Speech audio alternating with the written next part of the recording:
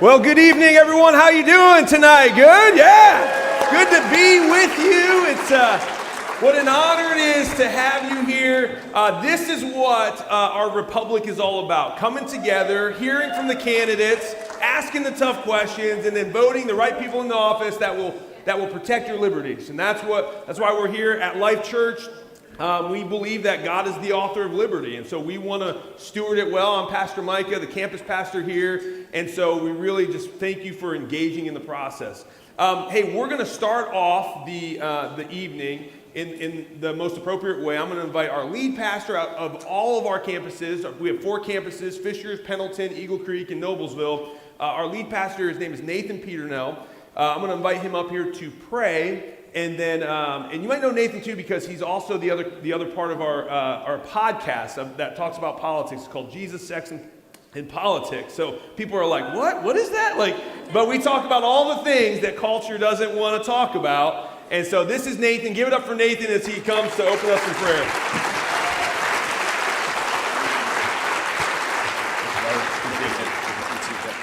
Would you bow your heads with me? Heavenly Father, Lord, we know that we need you. We need your wisdom. Lord, we need your presence in our country. And Lord, your word says, if any man lacks wisdom, let him ask of God, who giveth liberally. And Lord, this is where we need you to give liberally.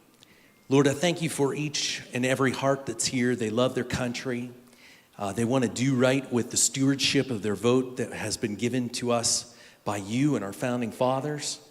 And I pray for each one of our candidates tonight that, Lord, we be able to hear their heart. And Lord, not just look for gotcha moments or anything like that, but instead look and see who has a heart of a leader and a servant leader at that. And Lord, I just pray that you'd lead us and guide us. Your word says that we're to want to see your kingdom come and your will be done on this earth, just as your will is done and your kingdom is manifest in heaven. We want that here on this earth. So Lord, teach us what to do with our vote, because really our heart belongs to you. And Lord, just give us your wisdom tonight, and give us the ability to discern, Lord, what is authentic and what's just a line. Make us wise, Lord, so that we can honor you with what you've given to us. And Lord, we pray that your peace would be upon our nation. Lord, we've departed from you in so many ways. Forgive us and bring us back to what is a sound way of thinking and living before you. And we pray for all of our leaders today, the ones we like, the ones we don't like. And we ask that you would, Lord, get their attention onto you today. Lord, bring this nation back from the brink. In the mighty name of Jesus. Amen. Amen. Amen. Thank you, Nathan. All right.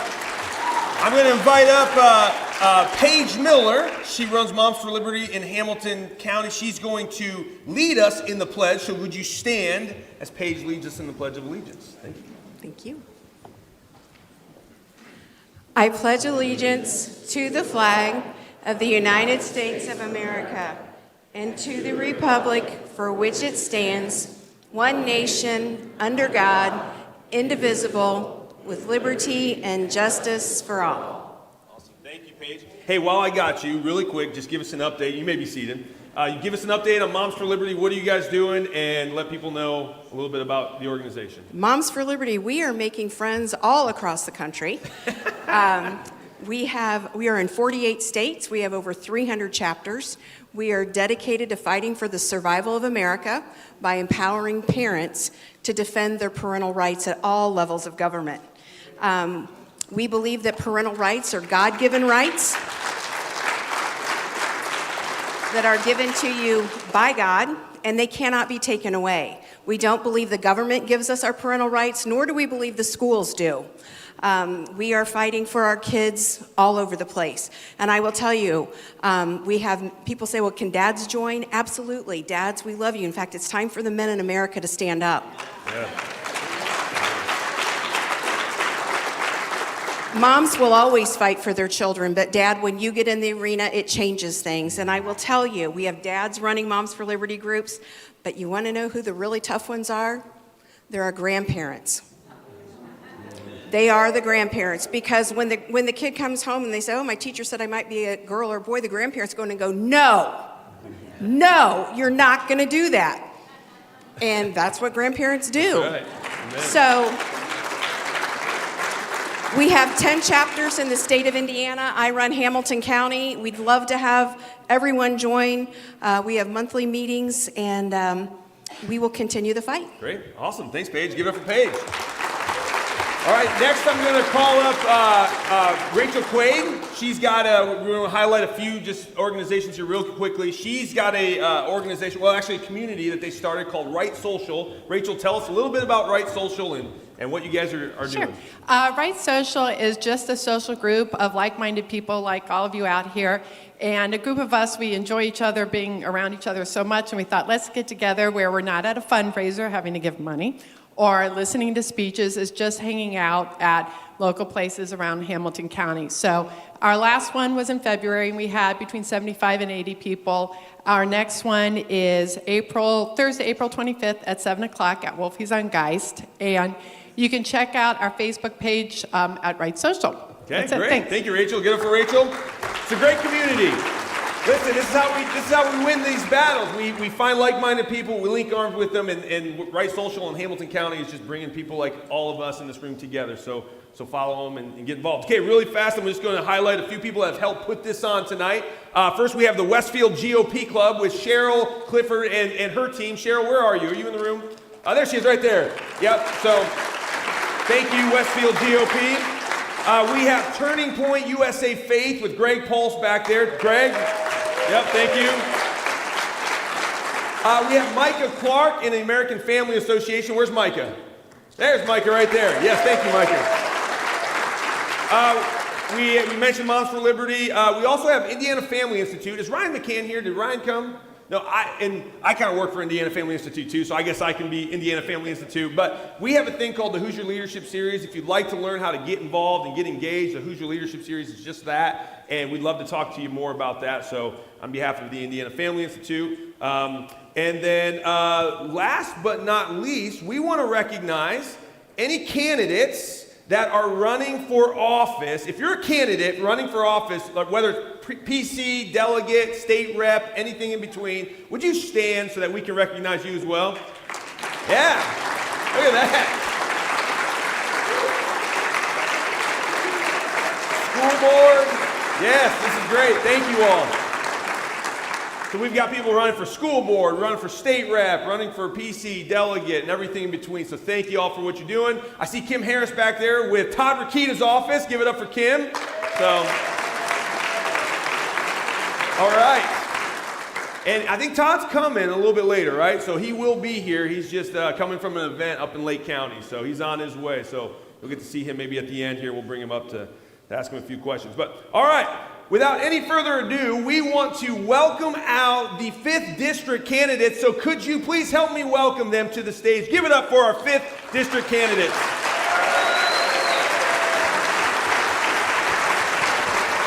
Thanks, Roger. Thank you. Appreciate it.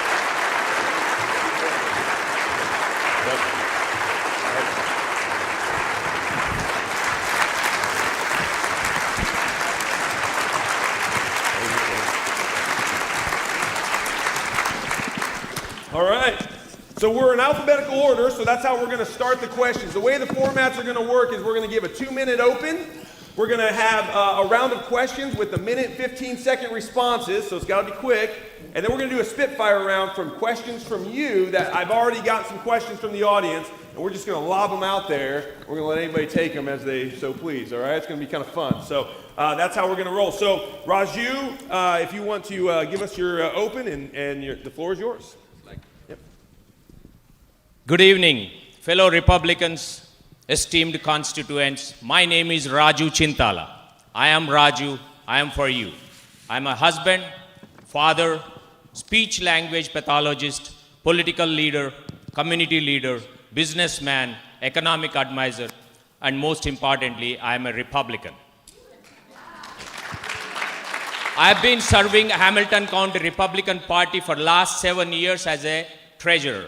I may be the longest treasurer serving the Hamilton County Republican Party. I also served the Republican Party for 21 years. I have 2 master's degrees, one master's degree in business administration from Indiana Wesleyan University, another master's degree from speech and hearing from India. I am an immigrant. I also came to this country legally. It took me 16 years. Thank you. I've been in this state for 30 years. With building global relationships for Indiana across the world, that resulted into $24 billion foreign direct investment into the state of Indiana and 100,000 jobs into the state of Indiana. I know how hard work it is. I worked very hard in order to make my life protect American dream, support small businesses, advocate for veterans. I'm the only candidate who is saying that we must rebuild our Marion VA hospital so that veterans don't have to travel outside the 5th district. State-of-the-art hospital we will be building in the 5th district for veterans. I traveled across the state of Indiana. I worked at Indiana Economic Development Corporation. I ran the small businesses. I know how to run small business. I have government experience. I was a healthcare experience and business.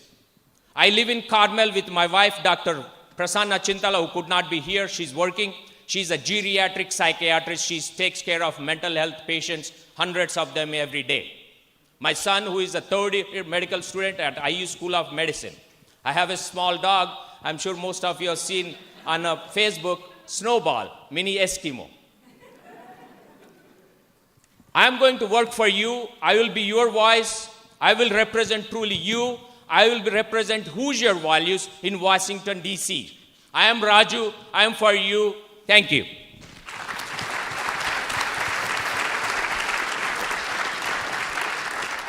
Well, first, thank you for hosting this, Micah, and to Life Church. I appreciate that. So my name is Max Engling. I'm running for Congress here in the 5th District. And first and foremost, I'm a Christian. So I go to Harbor Shores Church, which is not far away. Second, I'm a husband. So my wife, Kelsey, is right over here. We've been married for 12 years. Third, I'm a father. And 2 of my 4 kids are up here, Livia and Miles. The other 2 are being babysitted at home. And I'm a conservative. And while I'm not a career politician, I do have 14 years of public service, both here in Indiana and out in Washington, D.C. And I think I'm a uniquely qualified candidate to get to work right away in Washington on behalf of our conservative values. So what drives me? Faith, family, and hard work. On the faith side, I mentioned that I'm a Christian. And when I look out at the country and I see the entire United States, it seems like, is pulling off of the Judeo-Christian values that it was built on, we have to get back to that. Now, when you look at family, I have 4 kids of my own, as I mentioned, but I'm also the second oldest of 8. And when you look out at the future, you say, how do we pull our country back for the next generation? And a lot of people want to say, okay, that's into the future. But anymore, it's not. It's now and into the future. Things have gotten really bad. The last part is hard work. So I've worked my whole life, probably since before I should have. I think I started when I was 13 or 14, but you got to do that in a big family. And then I worked baling hay, detasseling corn, and then I worked construction the entire time I was in, or most of the time I was in college, because I had to pay my own way as one of 8 kids. And then it took me out to Washington, D.C. The Tea Party movement happened. I was involved here locally in that, and I said, I need to help the conservative folks that flipped the House in Washington. So I went out without knowing anyone and got a job and said, how do I make it better? I ended up in a position where I was training members of Congress on how to do this exact job. We're ready to get going on day 1. I think I'm the only candidate that's prepared to say, let's work for our conservative values and let's get to work right away. Thank you.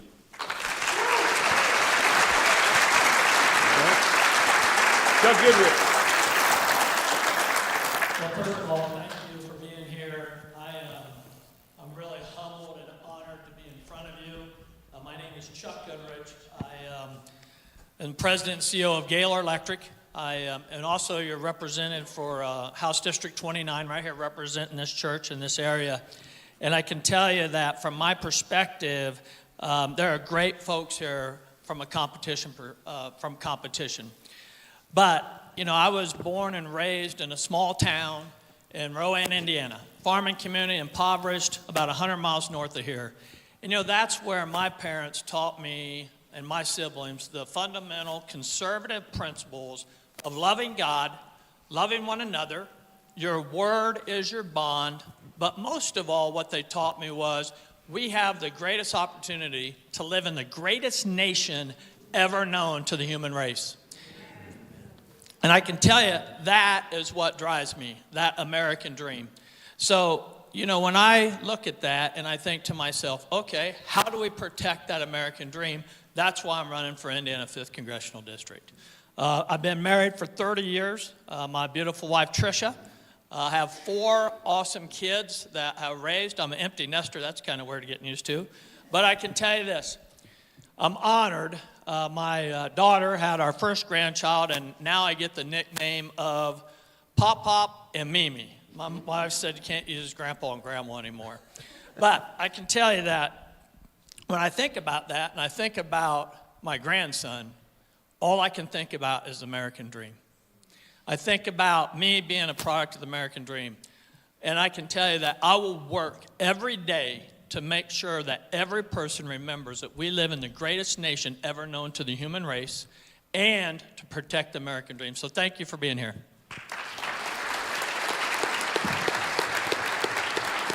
Mark Hurt.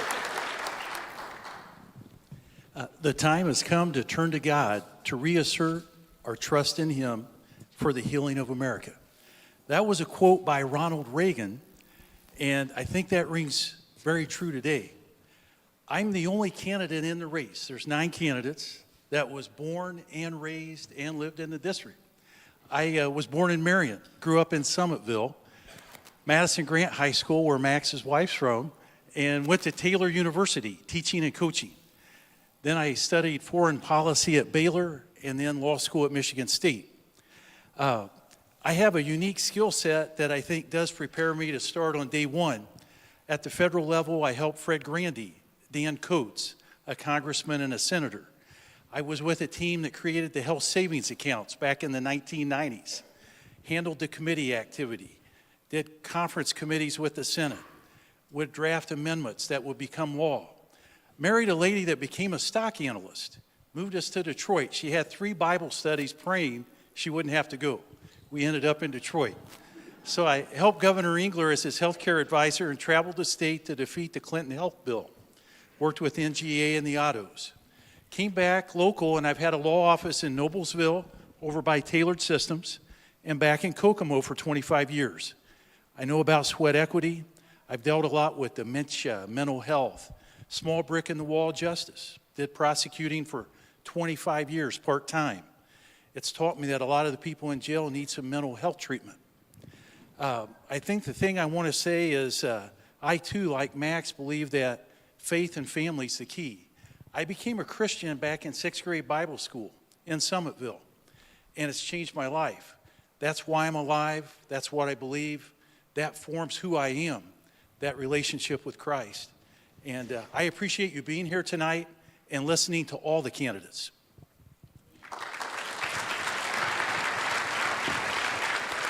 Sure.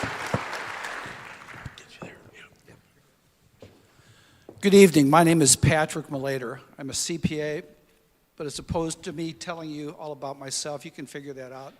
I'm going to tell you about what I'm planning to do and why. So, about 20 years ago, when President Clinton left office, our country was riding high. The world was at peace. People seemed to get along, and our country was in the midst of generating its 4th consecutive budget surplus. In fact, the head of the Federal Reserve at the time said we'd be able to pay off all of our national debt by 2006. Sounds like a fairy tale, doesn't it? In the last couple of decades, we've lost our way as a country fiscally. First, we had 3 blowout tax cuts that largely benefited people like myself at the time, a 1%er. Then we had wars in Afghanistan and Iraq that ginned up several trillion dollars of debt, and then our COVID spending was the icing on the cake, leaving us $34 trillion in the hole. That is why inflation is hurting so many of us. We've destroyed the value of the US dollar. Now, certainly all the presidents have had a role in this mess, but the real culprits are our Congress, because they're the folks that determine how it is that we spend our money. We have to send them packing. We must term limit the Congress.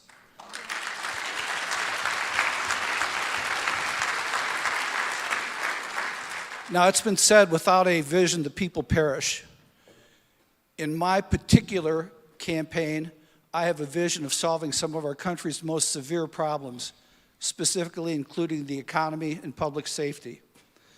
But the real vision, the important vision, is that we term limit the Congress and then start solving some of our real problems. So this is why I'm running as a Republican, to deal with these economic issues. But again, the first step is to deal with term limits, my key plank. So I'm glad you all came here this evening. I hope we have a robust debate overall. And afterwards, we'll have a bunch of questions. So I hope we're productive. Be well.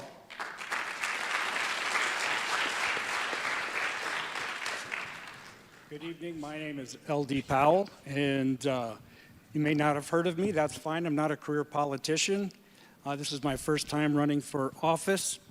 I'm a father of 3 boys. I'm a Christ follower, and I'm a Navy veteran.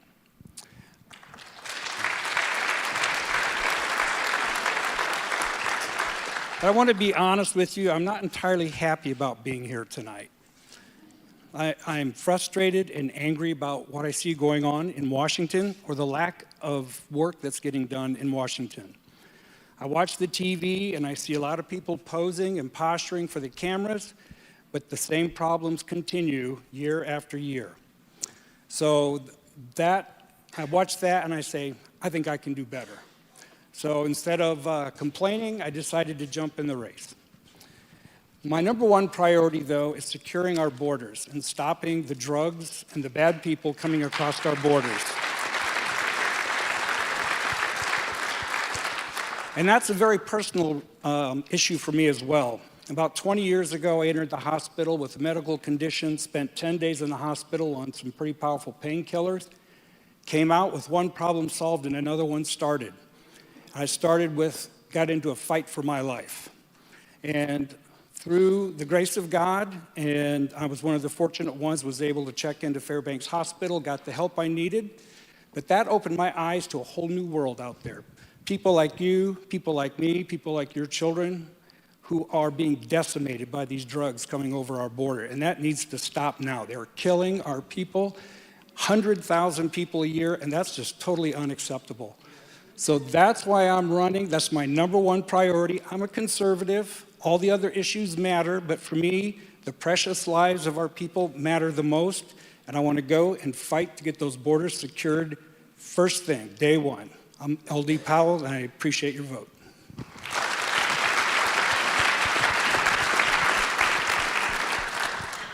Hello. How you guys doing tonight? Good. My name is Larry Savage. I too was born and raised my whole life in the 5th District, so we might fact check that. I am a common citizen. I'm a middle class citizen, been poor most of my life, tired of what's going on in Washington, D.C., tired of the rich getting elected all the time and not standing up for what they go to Washington, D.C. To begin with. They don't represent us. We're forgotten. I'm tired of it. I can't say it because I'm in church, but I'm very, very mad.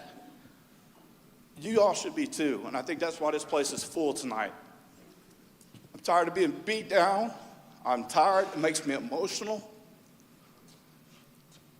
We're just beat down, taxes, war all the time. It's got to stop. You got to send people in your reflection to Washington, D.C.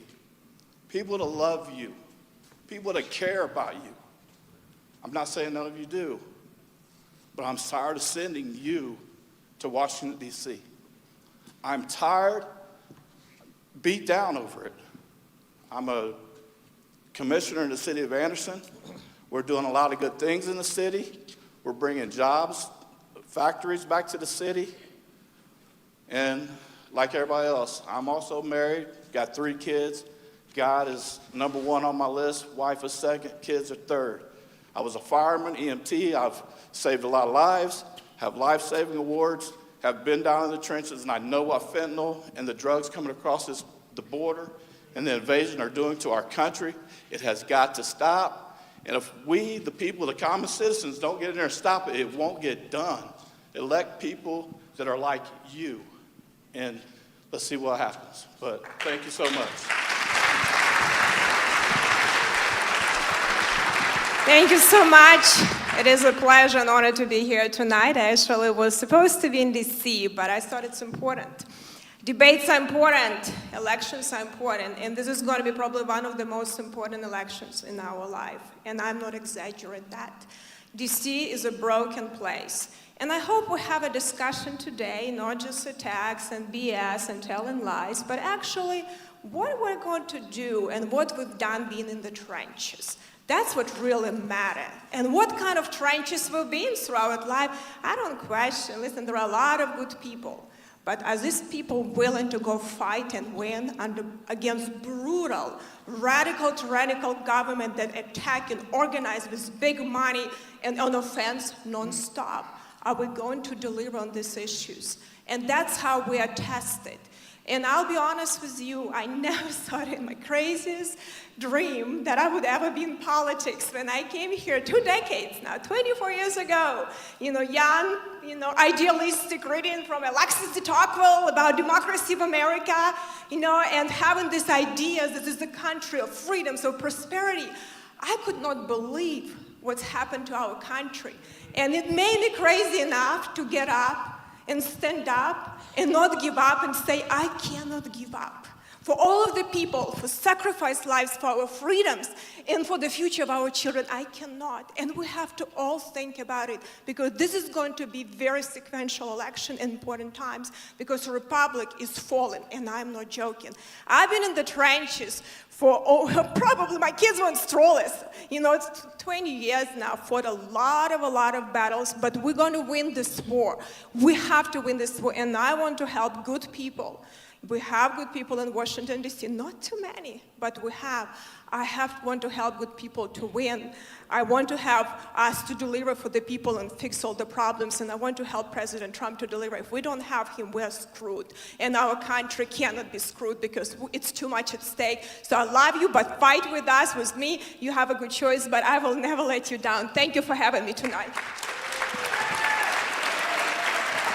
All right. Thank you, candidates. Okay, what we're going to do now, Max, we're going to start with you since we started with Raju. So, first question we would like to ask is, out of all of the federal agencies in Washington, D.C., which agencies do you think we should get rid of or reform? And you can't say all of them. You got to actually be specific. All right. So. Great question. So I think probably starting with the Department of Education, I think that was... So originally, it was supposed to be the states that had that responsibility anyway. Now the federal government is taking so much and saying, we're in charge of this, and we're not. We homeschool our children, and we don't want the government involved in our schooling.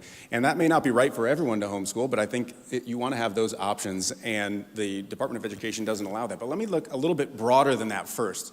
We need to reauthorize agencies in Washington. What that means is, if you're getting money from the federal government as an agency, but you have not been told by Congress exactly how you can spend that money, you don't get the money anymore. You have to come in front of Congress, and Congress has to do the hard work of saying, let's talk through, you testify, you say what you're going to do, and then Congress says, no, this is what you're going to do, and if you don't do that, we're not appropriating any money to you. And I think that's going to clean out a large piece of what we see with what we'd consider the administrative state that is taking over more and more and more and eating up so much. It takes a lot of hard work, that's right. So I think each authorizing committee needs to have potentially a subcommittee inside of it that says your job is to look at every agency that you're responsible for and start to work down the path of reauthorizing or getting rid of agencies that are redundant at this point. Yeah, thank you for the question. This Department of Education has to go away, has to be defunded. I know Max already said that, but there's no question that serving at the state level on the education team for the Republicans, every time we tried to make some kind of adjustment in our education system in Indiana, we got overread by the feds. All I ever heard was how in the world we can do things here in the state that's overridden by the feds. And so I would start with DOE.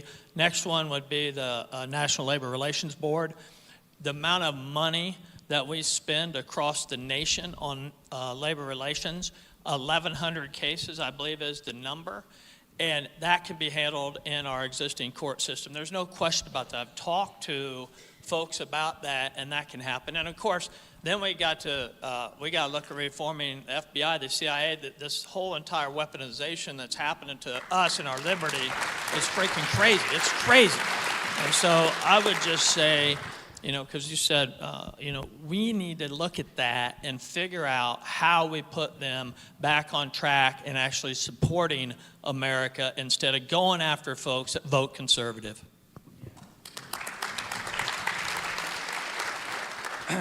Department of Energy's a lot of nuclear energy. People don't realize that. I think within each department, you've got parts that can be cut out.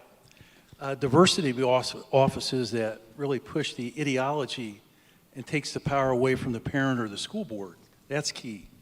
I think Department of Education, which was created in 1979 by Jimmy Carter, it's not been around that long. We shouldn't have a Department of Education. And I do see a role for special needs kids, handicap, Title II in the real low poverty areas. But Congress needs to reassume its duty, reclaim its jurisdictional power and legislative control, the power of the purse, and they could handle appropriating that money out accordingly. I agree there's some agencies like ICE and Border Patrol where we need to increase the budget. Military preparedness is going to be talked about. Within the Department of Defense, we really need to work on getting more people. We're losing the war on getting recruits. We need kids that want to sacrifice, give time for their country, and really devote themselves in the servant leadership. So, yeah.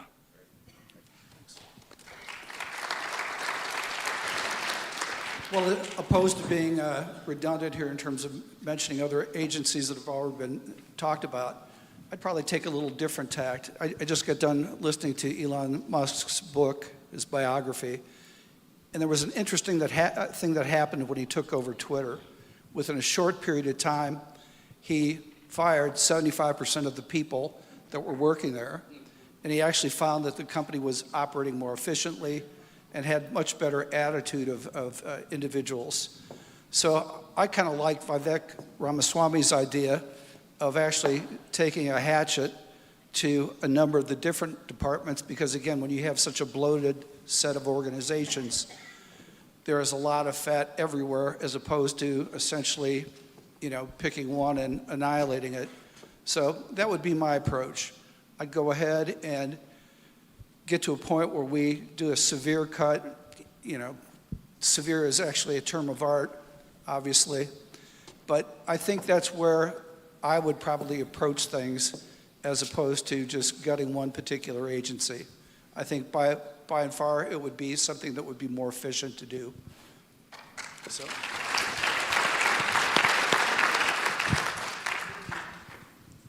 Yes, Department of Education, last I read, there were 4,400 employees, a $68 billion budget. So I don't know how realistic it will be to get rid of it all, but we could scale it back for sure.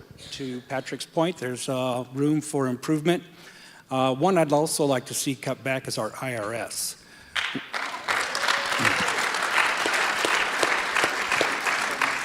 We have a tax system that is so complex and convoluted, and if you're not a tax attorney or can afford one or a lobbyist or can get in and lobby for your own special interest, you're out of luck. And so now our country is suffering. We have these huge deficits and debts, and so we need reform of our tax code, and we could eliminate most of the IRS with a simplified tax code.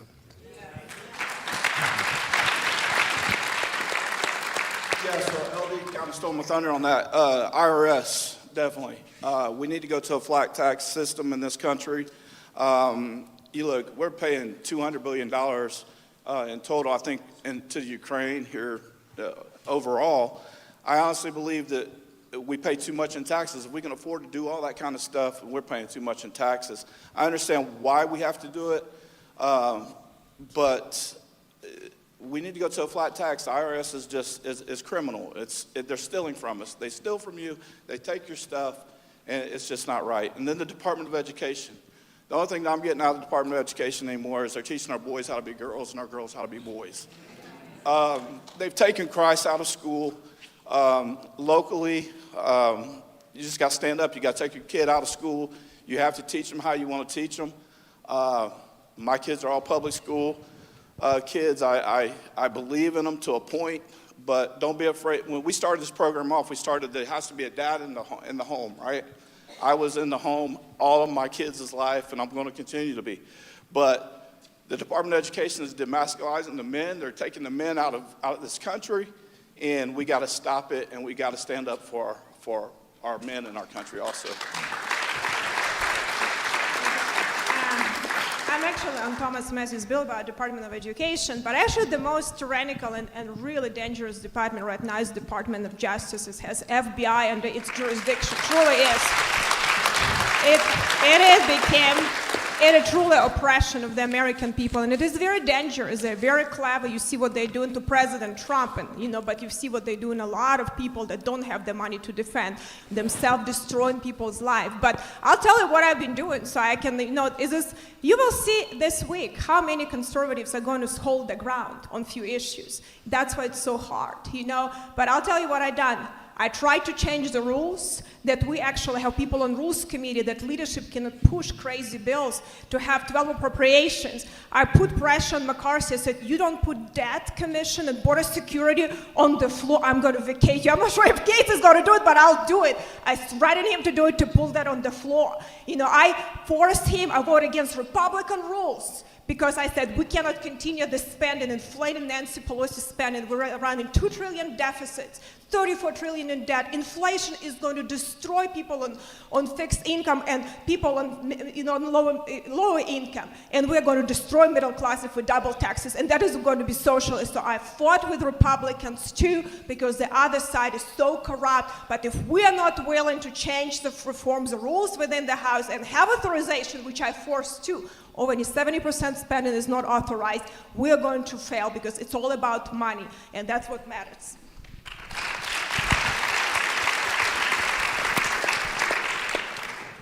I think they covered pretty much all of them, but I don't sound like a brother of Vivek Ramaswamy. People are already calling me brother of Vivek Ramaswamy. I don't want to go into details. Education, education, education. Federal government has no role in education. Education must be left to the local government. Parents, grandparents, foster care parents, like in this congregation, are the best decision maker for their children. What is the best for education? What is the best for their studies? What is the best for their school system? They are the decision makers. I leave it there. Parents. My grandma, who made the decision to send my dad to school, and he became the first one to graduate in the family. And then I got my degree. That's why I came to this country with the education masters. I want to reform one more thing. I want to get rid of a lot of agencies, but let me say, one is healthcare, which is most important, but immigration. We will have a shortage of healthcare professionals, many healthcare professional shortage in the coming 20, 30 years. Veterans are already waiting list for 3 to 6 months for appointment and diagnosis and treatment. My background is a healthcare. I worked as a speech language pathologist in this district. I must have seen more than 60,000 patients. That must be changed. We should propose, my goal is to propose a separate visa to recruit physicians and nurses to fulfill healthcare professionals so that we don't have waiting list for 6 months to 9 months to treat a cancer patient. Thank you. All right, let's turn to borders. We want to talk about our southern border. What would you do if you were in Congress to fight for our southern border? What would you do about the Ukrainian border? And what would you do about the border with Gaza and Israel? So borders all the way. We're going to start with Chuck Goodrich. Yeah, thank you very much. I can tell you the first thing we need to do is build the wall. I mean, there is no question about it. I mean, I was proud to work with President Trump when he was president, and I got to tell you, I was proud what he did with closing the border. And I think the administration has actually destroyed that. And so we, as a state and a country, we need to actually support building the wall. We need to actually support more money, and this is going to sound kind of crazy, but more money to our border security. And the way we do that is when we talk about eliminating these actual costs that we have in the government, the bloated government, and removing that cost and devoting it to making the border secure. Because I can tell you, we got to quit letting folks in this country that want to destroy it. We got to quit letting these drugs that are coming across the border that are killing, like you heard, 100,000 folks. They're killing our kids. They're making them addicted. And I can tell you, we have to stop that. I got to tell you, Israel is a huge ally to us. And I can tell you, we have to support our allies. Absolutely, 100%. And again, we get that money from not allowing a cost to be bloated government, but put it towards Israel because they're our ally and they keep that region safe. And lastly, no more money to Ukraine.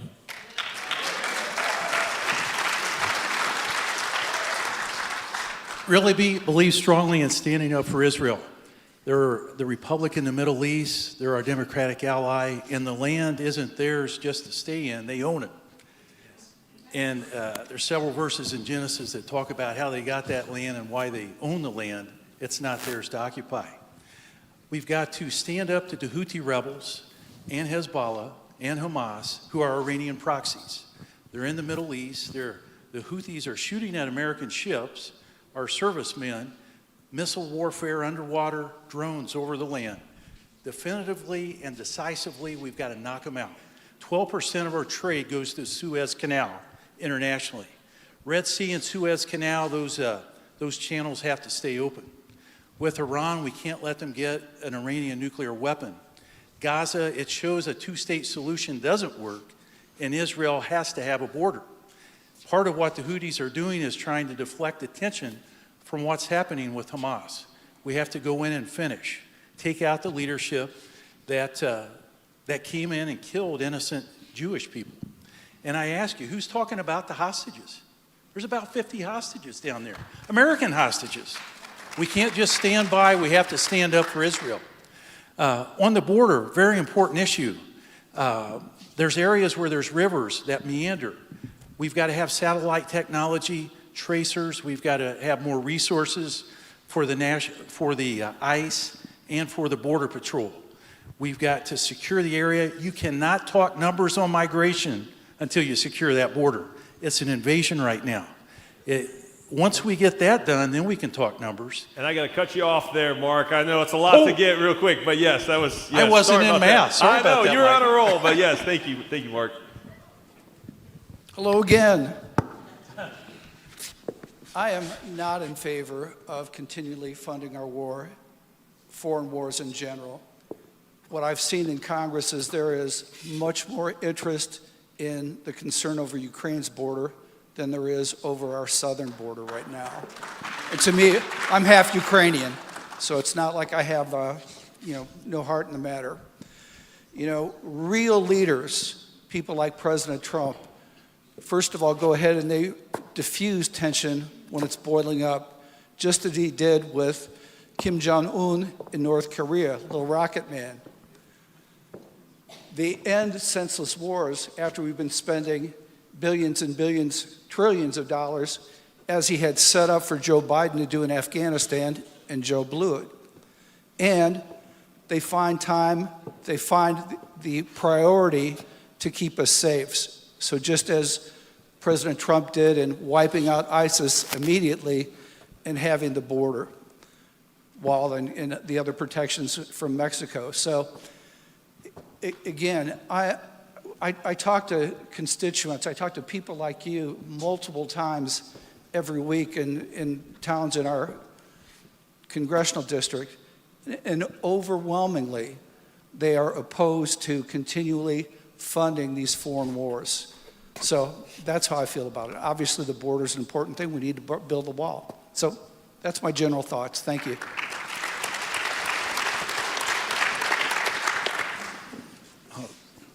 I am resentful of our president telling Israel how to fight a war, fight with the terrorists that want to kill them.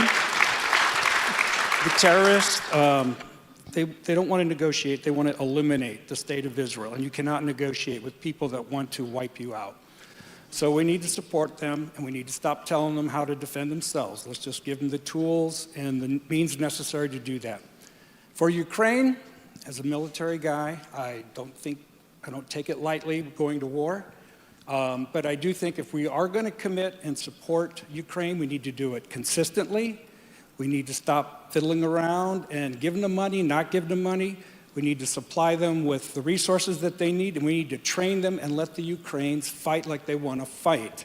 I'd rather have the Ukrainians fighting than sending my sons to Europe to fight. For our border, we need to put pressure on China and Mexico. The leaders there can put their thumb on the bad actors there, and we can take the profit out of this. We have trade levers that we can use with China and Mexico to make it so painful or unprofitable for them to turn a blind eye to the manufacturing and distribution of these drugs that are killing our citizens. To me, it's an act of war, what they're allowing to happen. Thank you. Yeah, so I agree. That stinks going last because everybody said everything you're going to say. So, but yeah, so I'm 100% with Israel. I would die for Israel. It's biblical. I mean, it's just us. We defend everybody else's borders. Why don't we defend ours? Right? I can't tell you. I'm a businessman in Anderson. I deal with a lot of rental property. And you would not believe how many people I see a day that have other countries, Venezuela, Honduras, even seen some stuff from Syria. That's scary. I mean, we are being invaded, y'all. We are being invaded. And it's not a secret. But as far as Hamas hiding behind schools and hospitals and little kids, it's time to do something. We gotta peace on earth, right? I mean, how do we, it's a long, complicated answer, but yeah, I stand with Israel, and I say we defend our borders, and I also don't agree with sending any more money to Ukraine. There are Christian lives in Ukraine too, so it's a balancing act, right? You don't want to see innocent people die, but, you know, we have people here in our country, homeless vets, homelessness, so a lot of that $200 million could go into our own country. And take care of a lot of our problems. And that's what this country is failing to do, is take care of its people with the money that we send all over the world to people that hate us. They absolutely hate us, but we continue to fund them to continue to hate us. And it's got to stop. Sorry. Actually, President Trump had peace through strength policy. When he saw Putin, he said, not under my watch. You see this? My rocket can take right top of that Kremlin star. He says, is it true? He says, 5% is always true. And no one knew, because he could. And that's why we had peace. And that's why we had Abraham Accords. That's why we had, Israel, being actually supported Israel in our lives. But what will happen right now? China, Russia, and Iran are on attack. And they are really teamed up. And we have a serious problem. So we need to have policy. This president failed the American people, for Israelis. He failed people in Ukraine. He failed everyone because he doesn't have policy. He has politics and doesn't care about people's life. So we did push. I pushed last 2 years ago. I said we need to have not as long as it takes, but as fast as we can with proper oversight and strategy. I was dragged through mud that I said, oh, she's pro-Kremlin, the same people that drag Trump through Kremlin. But we have to have a foreign policy, and it's a problem. Israel must win that war, but first we have to protect our border.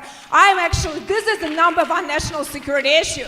I've been recently attacked because I belong to a group of conservatives that hold in the foreign aid, not because I don't understand the importance, and the aid to Ukraine only should be on loan, only too, but I also understand if we don't protect our border, we're screwed. And I've been attacked as having Ukrainian heritage. I've been dragged through mud by CNN, but I don't care because this is #1 issue. And I'll be the one of few conservatives voted this week because of no border security against some very tough bills.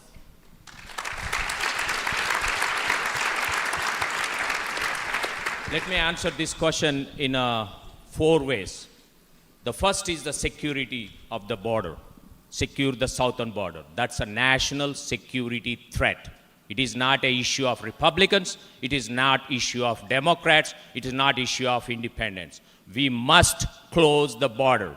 Many times, I must not agree with the President Donald Trump, what he says, but I 100% agree with him, build the wall.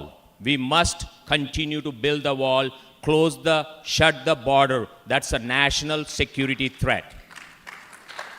Second is Israel. Israel is our greatest allies. We must stand shoulder to shoulder with Israel and support whatever it takes to make sure we provide every resource available for them to fight against the terrorism. The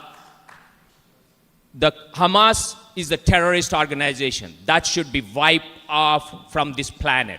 Every resource should be put together, wipe off any terrorist organization on this planet, and our allies should get together. Our military should have every resource on that. Ukraine war. We must stop funding Ukraine war. We should the greatest supplies to our allies. Diplomacy. We use our resources to solve that problem, but we must stop sending dollars to Ukraine war. Thank you. Borders. One, I've been to the Texas border, I've been to the Arizona border, and I've seen it firsthand. We need to, 1, stop the incentives that are drawing folks up from Central and South America. 2, we need to build the wall. And 3, we need to resource our Border Patrol and make sure that they have what they need to stop the invasion. Second border, Ukraine. I've been to the border of Poland and Ukraine after the war started. We saw it firsthand. I talked to the 82nd Airborne. They said, we get aid out of Europe, we get aid out of the United States, we put it on Ukrainian trucks, and we say, goodbye, we hope it gets where it's going. That's not good enough for me. We need no blank checks being written out. You might say we can have a discussion of, is this the point where we say we're going to hit Russia and China really hard? Maybe, but we can't have that discussion until first we stop writing blank checks out to Ukraine. Third border. I was at the border of the Gaza Strip and Israel. We stayed with the families that were in Kafah Azah, the first group that got wiped out by Hamas. I've seen the people, I've talked to their kids, and I know what they went through after the fact. We have to make sure that our greatest ally in the Middle East can defend their own borders and fight their own wars. I think not only is it a matter of political significance, but I also think the state of Israel is a matter of religious significance, and that we're going to see that at some point in the future.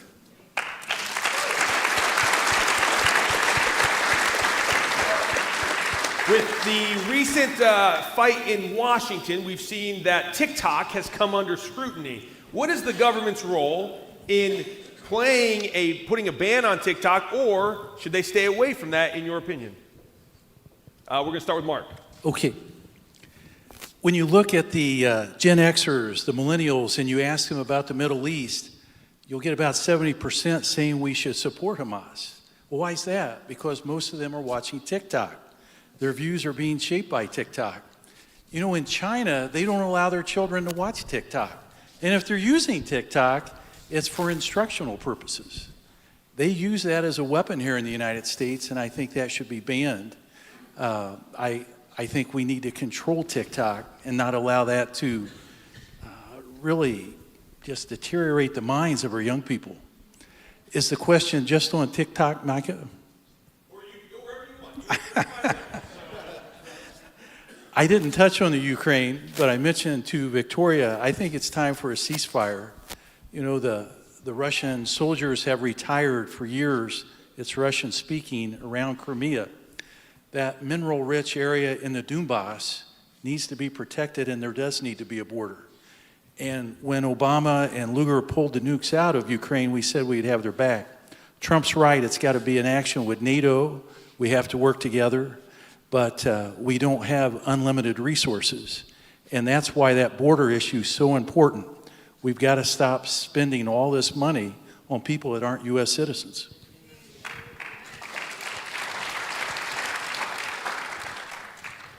Well, with respect to TikTok in particular, there's actually legislation right now to essentially require a sale to a U.S. owner or essentially put them out of business. So I think that issue is probably taking care of itself a little bit. But I want to talk about some of the other social media companies.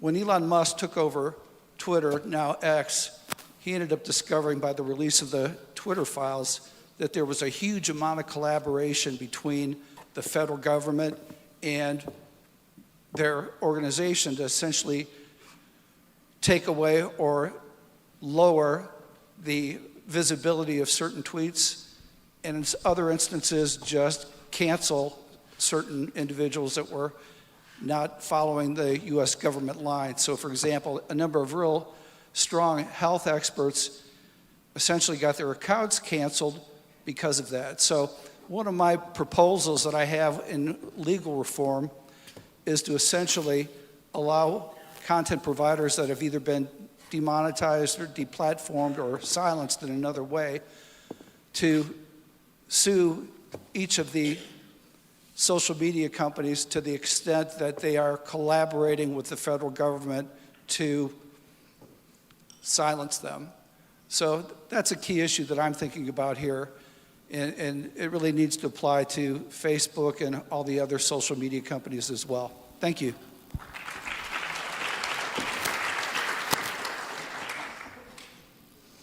This is a dicey one for me. I don't know that I totally understand all the intricacies. I do understand, though, that we're requiring ByteDance, I believe the Chinese company, holding company that owns TikTok, to disinvest, to cut off from it. So I think that's a good first step. We need to cut off the Chinese influence. Is it realistic that we're going to get rid of TikTok? I have my doubts, but can we put some guardrails around it and make it safer and take some of the negatives out of it? I think we can.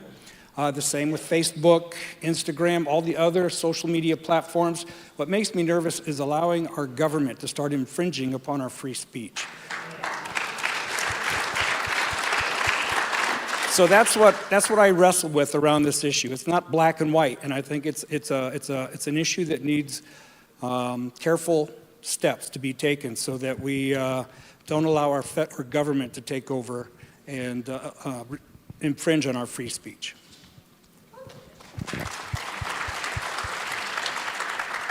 Yeah, so it's not so. To me, the government needs to stay out of some stuff. If we're not smart enough, they might as well ban CNN, right? All the false content they put out there, right? Why not? Even Fox News is guilty of it. So let's look a little deeper into that before we let the government say, hey, go ahead and just take all this stuff away from us. It's a form of news and entertainment for some people, but if you can't tell the BS out of it, then good for you. I don't know what to tell you. But it's not the government's spot to come in and tell me what I can have on my phone and what I can't have on my phone. Just briefly before I mentioned this was brought up in Ukraine, it was kind of interesting because 2 years ago I was the only Republican who said no blank checks for Ukraine. We need to have a silent strategy and be brutally attacked because I understand what is at stake and what's happening, and I don't want to send our sons and daughters to fight the wars, but we don't have a strategy, and definitely no blank checks is going to get us in really trouble if we don't really do something properly. And actually I pushed on Europeans and I said, you have to damn get to 2%. It's enough is enough. You know, you Germans are doing nothing and they're not very happy, and I'm a commissioner for European security, they never hear something from Americans, so they all dragging me through them that I'm Trumper and I'm terrible and terrible. And I said, no, enough is enough. So I've been fighting with Europeans and force them, to have not schizophrenic energy policies. It's a really problem there. That's how right now we have China, Russia, Iran, and India too right now avoiding sanctions and financing bloodshed all over the world. That is a real bloodshed, not what they're attacking Trump with. But related to TikTok, I did sponsor that bill, and I'll tell you why. It's not about TikTok. It is about Chinese Communist Party having control of data on Americans. And let's not be naive. That is terrible. We cannot let it happen. They will manipulate us and turn us into puppets, and our children too. We have to win that, and that's why I was proud to sponsor that bill.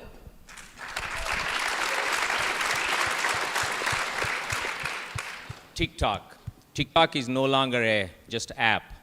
We have cybersecurity. Data stealing is a national security threat.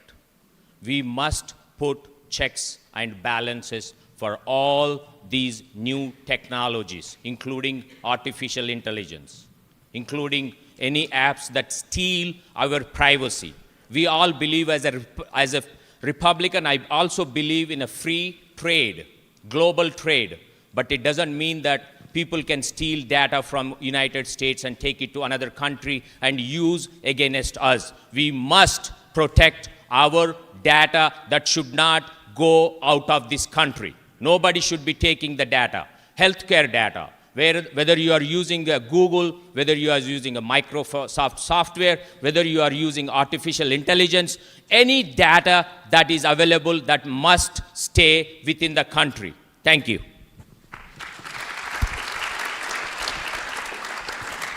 Lonnie, I appreciate you talking about the free speech element of that, because I think it is really important that we make sure very clearly that we have freedom of speech first. I think the challenge here is that, as we know, TikTok is owned by a Chinese communist company that is intentionally using it in our country to influence our children, and I'm not okay with that. I think it's bigger than that, though. If you look at what China's doing, they're influencing our country in a lot of ways. That includes buying up farmland. That includes buying up land around military installations. And to your point, Raju, they're soaking up a bunch of information that we don't want them to have. So we have to have a very honest conversation about the free speech elements of it.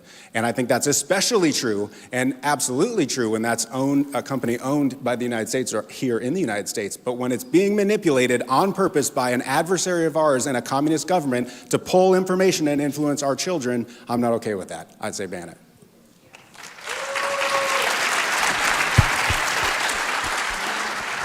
I appreciate this First Amendment discussion too, because again, we have to be careful what the government takes. And we all understand after they take it, we never get it back. But I can tell you, when you look at what's happening across this country, and even Indiana, we had to actually outlaw Chinese buying property within 10 miles of our bases, because again, if you look at mental health, and you look at our kids and the suicide issue we have, we know, maybe not just TikTok, but all social media is having a dramatic impact on that. And I agree that parents are the first line of defense, but I gotta tell you, we need to make sure that we don't have the Communist China Party coming in here trying to destroy America, actually steal our property. When you look at artificial intelligence, it's the next. Who's writing the ethics on artificial intelligence? You tell me. Right now, China is. And I gotta tell you, we gotta get ahead of that, and we gotta make sure that we protect our kids. America kids first. And I'm telling you, that's exactly what we need to do with Chinese Communist Party. So thank you.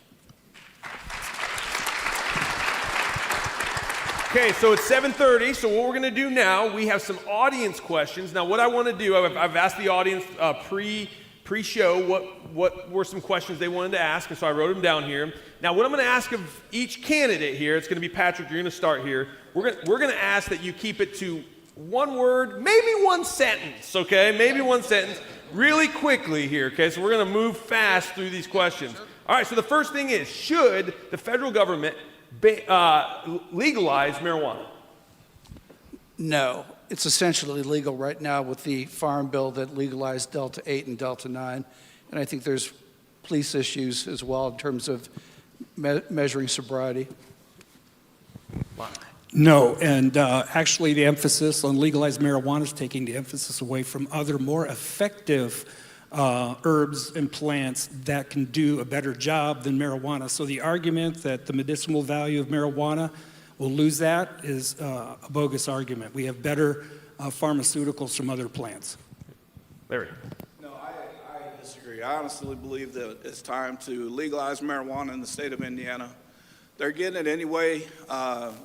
People are getting criminalized for it, and unfortunately, I just believe there's some good things medicinally, especially for cancer and things like that. I had a father that died from cancer, so I think it should be legalized in some. Victorious.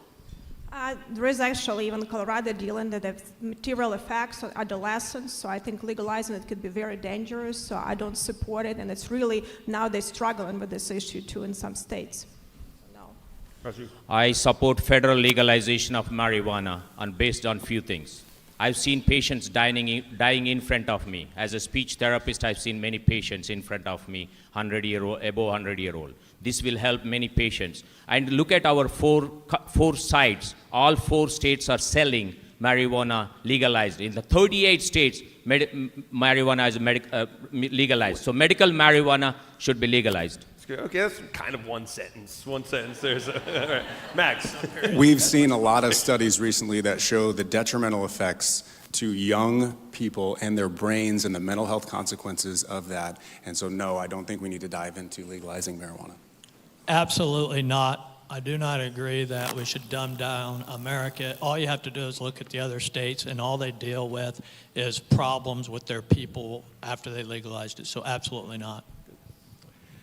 Gateway drug leads to drug driving. Most of the fatalities I prosecuted was a mixed Long Island iced tea, marijuana, affects the nervous system. You can't respond. Look at the data from Colorado and the surrounding states. I do think there's a role for physicians to give palliative care and oversee marijuana for veterans. Great, thank you.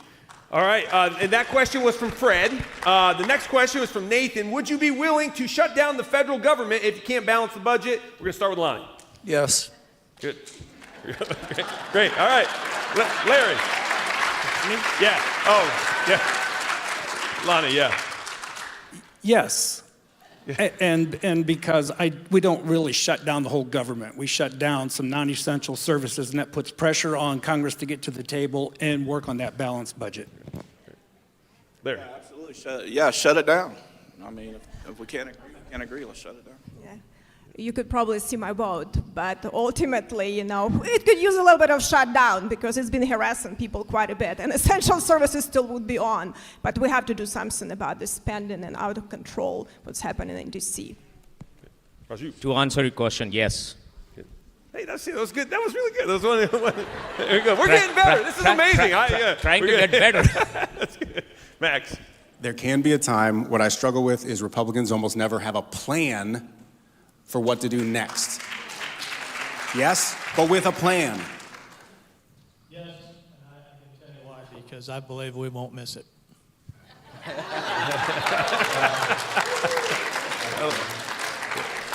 Yes, only way to stop unsustainable spending. And then Patrick, did you answer? Yeah. I did. Okay, all right, okay, good. Okay, who's first? All right, okay. I'm on the hot spot here all the time. Okay, we have a presumptive nominee, Donald Trump. Will you support Donald Trump in this year's election? Larry, we'll start with you. Absolutely. I am 100% a MAGA guy. America first, make America great again. Let's go. Sure. He is a great friend, and he's truly the right person for this time. We need to have someone like him. That's the only hope we have. 100%. I supported him in 2016. I was on his website in 2020, and I'll be supporting 2024. We were objectively better off 3 years ago. The answer is yes, he's going to win the White House because I don't know what happens if he doesn't. Amen. Absolutely will support Donald Trump, and I encourage every Republican to make sure we take our country back from President Biden.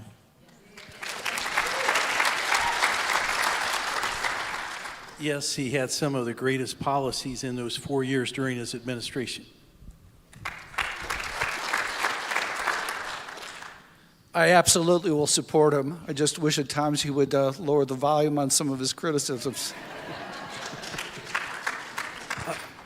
Next to Ronald Reagan, Donald Trump's my favorite president. But yes, I'll support him. Good. All right, that next question we have. Let's see. There's some good ones on here. Let's go with the federal government right now is trying to take away or restrict our Second Amendment rights. Will you unequivocally support defending our Second Amendment rights from any infringement from the federal government? And let's start with Victoria. If we don't have our Second Amendment, we will not have First or anything else. That is a hill to die on for me. This is probably one of the most important ones. We cannot let it happen. Yes, United Constitution document is one of the most powerful document on this earth. We must protect that everything that's said on the Constitution. Thank you. Absolutely, unequivocally, we don't have the First Amendment without the Second Amendment, and shout out to Riley. I was very proud in Indiana to vote for constitutional carry and a proud member of NRA, and absolutely will fight on the Hill for that. I'm a member of the NRA. It's a fundamental right. Scalia had it right in the Hellier decision. We need the right to bear arms in the country. As an NRA member, I do support mental health reform, and I don't want the government creating a list of who can have a gun and who can't. I absolutely support the Second Amendment. I am a proponent of us actually starting to enforce our existing gun laws. That's where most of the problems exist. Yes, I support the Second Amendment. I'm a member of the NRA, a hunter, and also like to shoot for sport.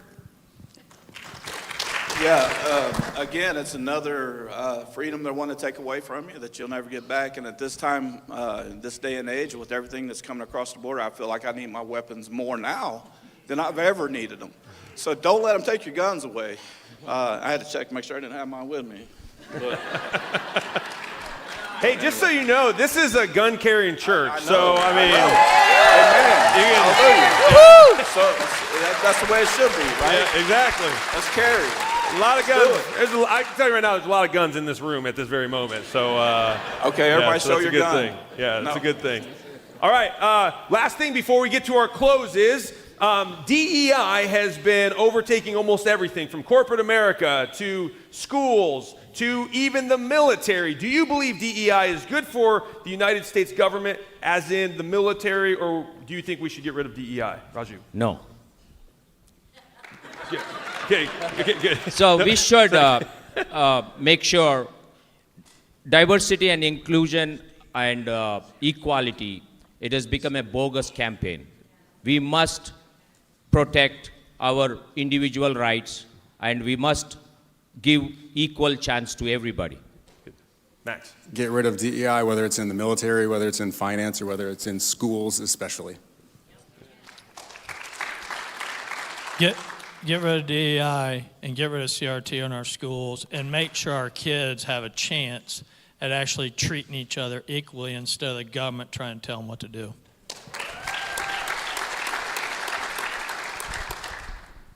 I'm against bullying. It's got to be, love, kindness towards people, but I'm against DEI. School boards need to have the power. Critical race theory is Marxist-Leninism, and it needs to go out.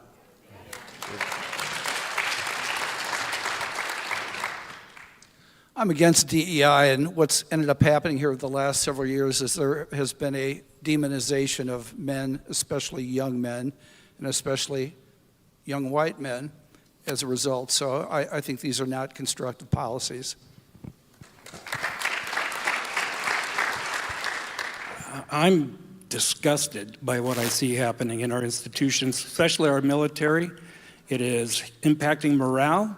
It is dampening recruitment. It is dampening retention, and it's weakening our military, not to mention our other institutions and our schools, and it's got to stop. Yeah, I'm with you on that. I know we talk a lot about China, being afraid of China, blah, blah, blah. We better be afraid of the American government, too. To me, I believe that they may be some of our worst enemies. So not only hold China accountable, but hold America accountable also. I understand how dangerous this Marxist theory is, and I not just talk about against it. I actually fought against Republicans in the State House, against social emotional bill that actually was a gateway CRT into all of this BS that now is destructive for the country, and that was a lonely fight. So hopefully we just fight for that, not just talk. Good. All right. So now we're going to give you, and actually we're going to shorten. I told you 2-minute close, but I think we're going to shorten it to 1 minute and 15 seconds. So Bronson, if you want to throw 1 minute 15 seconds back on, and Victoria, since we started with Raju, we're going to start with you to give your close. Well, thank you so much. It has been my honor. It's been my privilege. And I'll tell you that I didn't really think that I want to be in Washington, D.C. It's a crazy place. And I wanted to spend some time off and get my sanity back. I go usually on the last flight to Washington, D.C. and come back in the first flight. But I know what is at stake. And I know that I've been in a lot of trenches. And I know that we must win this war. And I've been battle tested. And I tell you that I will never give up. I will never give in. And I will deliver for you because we are the greatest republic that ever existed in the history of the world. And we are going to win for all of the people that sacrifice their lives for our freedoms and have the American dream for our children alive. And I'm telling you, if we don't do it this election, and if we don't help President Trump to deliver, and if we don't win, we might not see the future of our country, what we've seen before. This is very crucial times, and it will take people that willing to fight the real fight in the trenches, not be a talking head on TVs and do presentations. It will be my honor, and I would appreciate your vote, and thank you so much. It's been my privilege serving you. And we're going to go... Hey, Larry, we'll go with you. We'll come right back down this way. So, Larry, 2 minutes. I look forward to being last. So, again, I'm a grassroots campaign guy. A lot of you can follow me on Facebook. I'm not a millionaire. I can't dump $1 million or $2 million in my campaign and buy my way to Washington, D.C. Or I don't know how much you guys have dumped in. I don't care, really. But it's time to make America great again. It's time for us to hold these people on this stage accountable. You have to pick the person that you feel like is going to fight for you. And I'm going to tell you right now, if you guys elect me and send me to Washington, D.C., it'll be the best thing you ever did because I'm going to fight with you. I'm not going to get homesick. My kids are raised. In fact, I might just stay out there.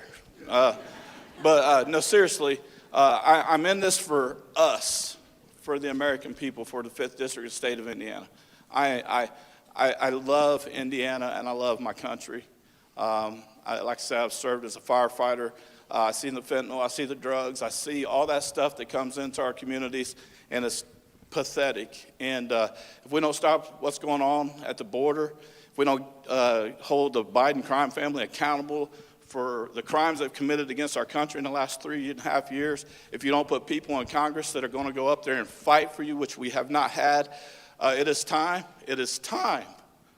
to put somebody like you in Congress because I am going to fight for you. I'm tired of it.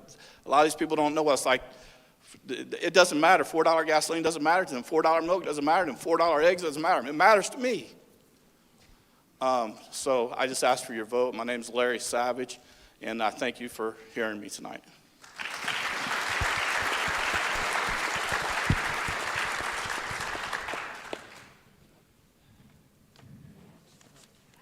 Oh, yeah, Lonnie. Yeah.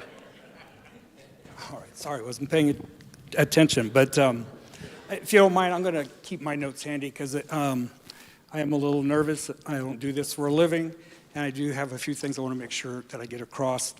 We touched on a lot of topics tonight, but the number one topic that still remains important to me is securing our borders and protecting our families and stopping the decimation of our families and our communities. With my experience as a father, a military veteran, and 2 decades on the front lines on the war on drugs, I think that I'm uniquely qualified for this time in our country's history and for this battle, so that we can all live with a sense of security and peace again once in our country. So if there's one thing I want you to remember about me tonight, is that L.D. Powell is committed to securing our borders, and I will go to work and fight that battle so that we can all live safely and our children and grandchildren have a safe and prosperous future again. Thank you.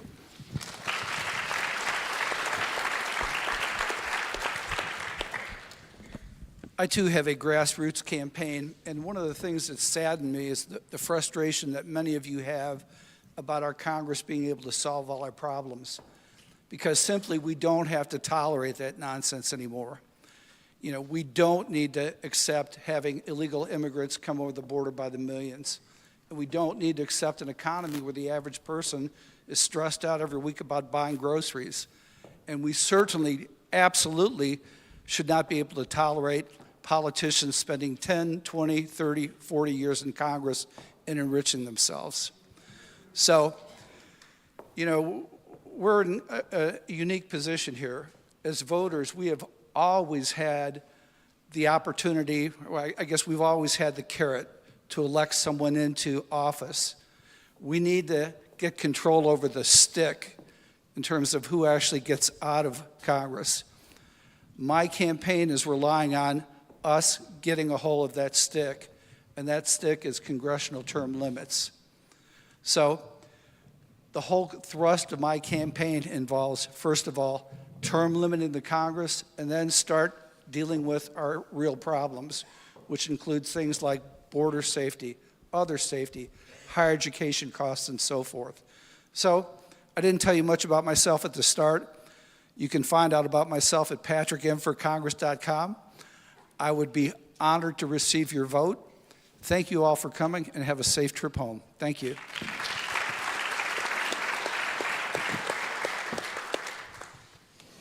I too ask for your vote. I'm a compassionate conservative.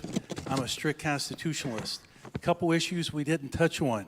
I believe life begins at conception. That 14th Amendment. Life, liberty, and the pursuit of happiness means we protect life from conception until when that heart stops beating. Henry Hyde was a role model. I believe in the Hyde Amendment. No tax dollars go for abortion, and life begins at conception, and that's a big part of the debate. Secondly, we didn't touch on the budget deficit. It's a moral issue. It's mortgaging our children's future away. We stopped the excessive spending, the qualitative easing, all the printing of money, the stimulus handouts. Biden has run our country into the ground. We must turn America around again. I think we do that through zero-based budgeting. Right now, if you don't do anything, budget goes up about 3%. Most people don't know that. Agencies should justify every penny they get, and you go back to square one every year, just like Coca-Cola and all the companies. It would be a privilege and an honor to represent you in the United States Congress.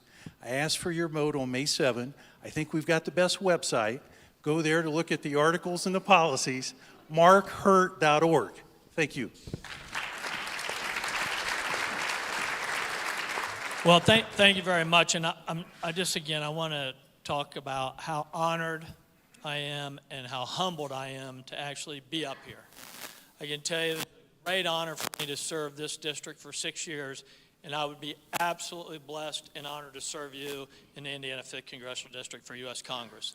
I can tell you I started the conversation with this idea that we live in the greatest nation ever known to the human race, and it takes everyone here to make sure that we shout that from the rooftops, because I can tell you the enemy is winning because they have a small minority of people yelling louder than us. So let's shout from the rooftops what's right with America.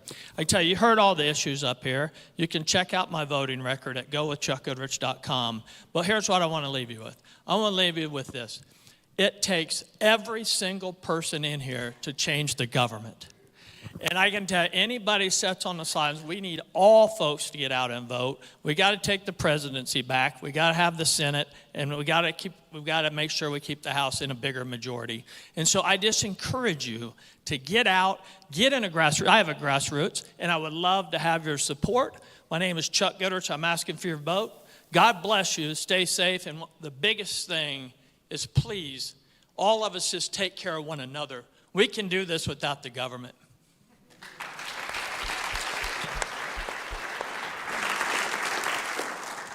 Three things. We didn't get to talk about the cost of living, but when I walk around the district and talk to folks, that's the number one issue out there, the rising cost of living. Talk to me afterward. We need to have that conversation. Second thing, if you go to my website, maxforindiana.com, you can see a bunch more information about me, but I can't do this alone. I need you guys to help with that. We've got a bunch of information on the table as well and signs on the way out.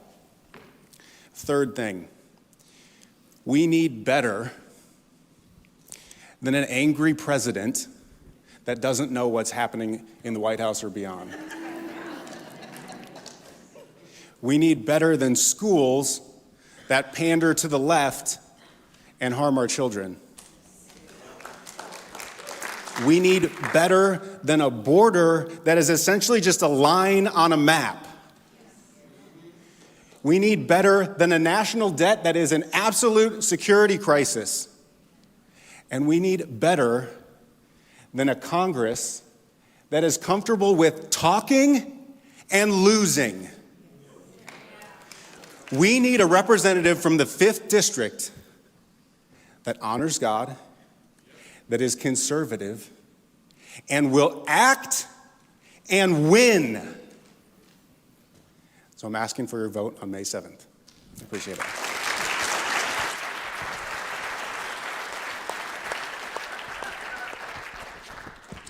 Hello, my fellow Republicans. Thank you, Pastor Micah Beckwith, for hosting this beautiful event, able to share my vision and my plan for you. We haven't covered election integrity. We have a Attorney General, the best Attorney General in the country. Todd Rokita is here. Todd Rokita, when he was a Secretary of State, he fought for election integrity, voter ID. That is very important. Voter fraud. Election is a democratic process. We must fight for voter fraud and make sure election integrity is maintained in 2024 so that we don't lose our White House position. I am Raju. I am for you. My website is rajuforcongress.com. It has more information.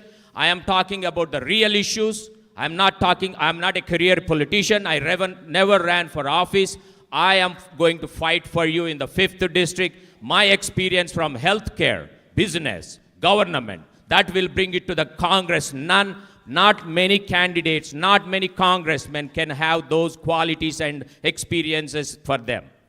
I live in the district, I worked in the district, I lived in the state of Indiana for 30 years. I ask your support, your vote. Please vote for me, vote for Raju on or before May 7th. God bless you, God bless United States of America. Thank you. All right. Well, candidates, can we give it up one more time for our amazing candidates here? Thank you so much. Thank you. Thank you, guys. Thank you. Appreciate it.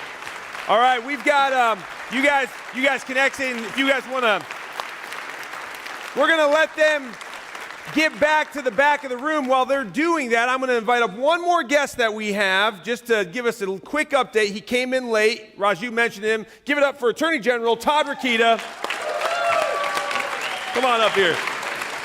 Yep. Okay.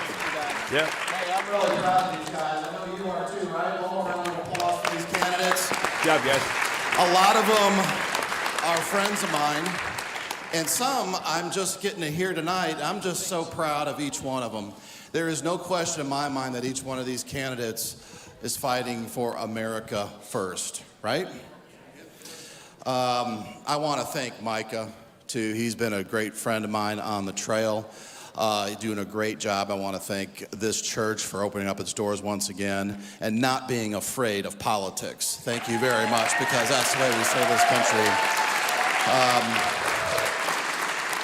For my part, I stand with these patriots. We were with 10 other states. We led the fight to stop Joe Biden's mandatory vaccination on us.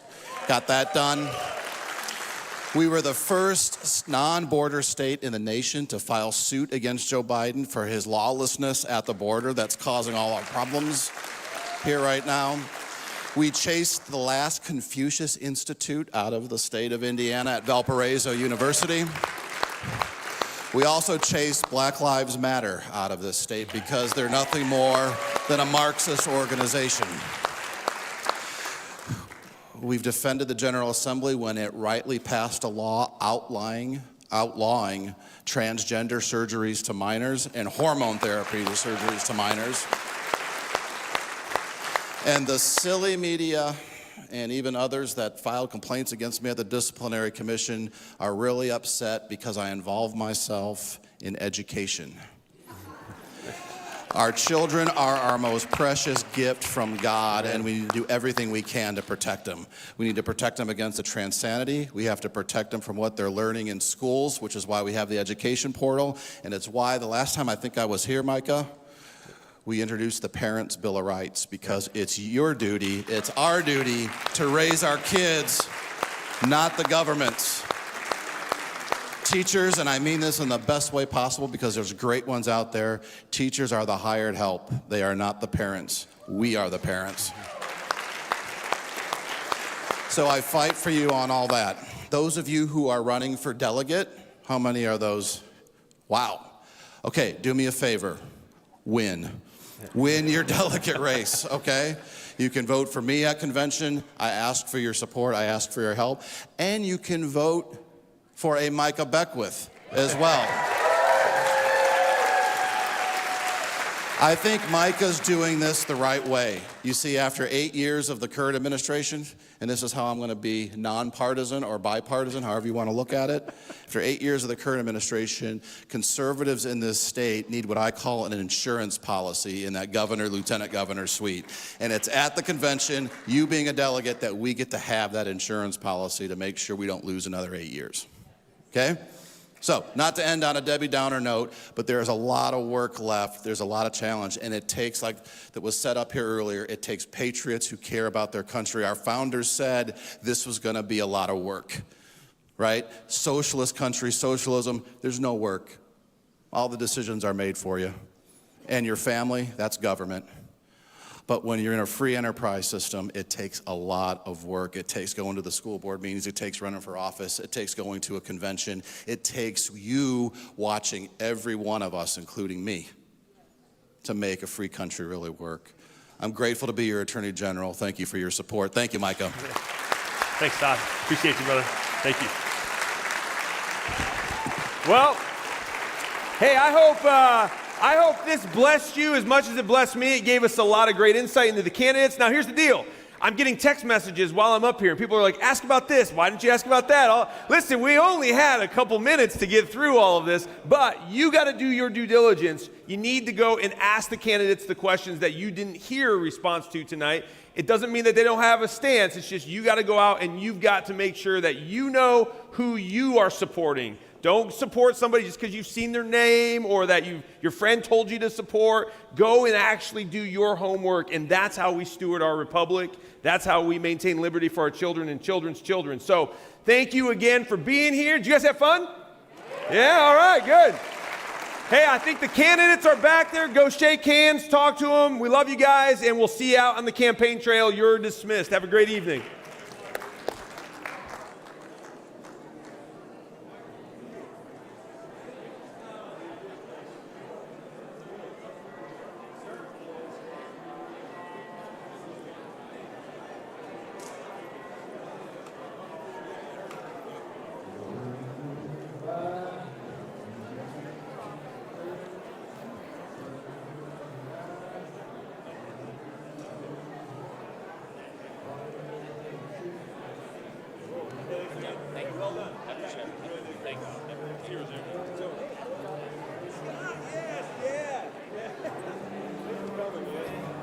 And Jesus is the King.